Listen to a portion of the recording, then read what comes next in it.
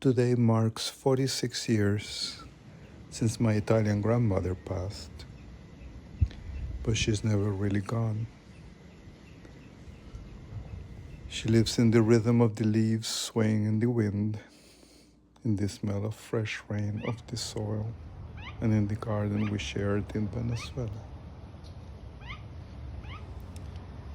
She taught me to love plants, to care for life with patience and attention. We sit together for hours, watching birds come and go, simple kind of peace. Today my cousin sent me a video of two chachalacas, as they're called in English, with their newborn chicks stepping into the world.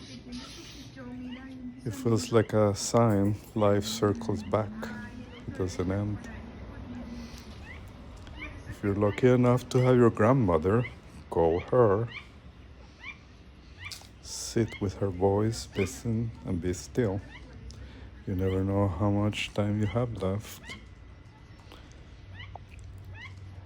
My grandmother is still with me, in every green leaf, in every fluttering wing, always in the garden.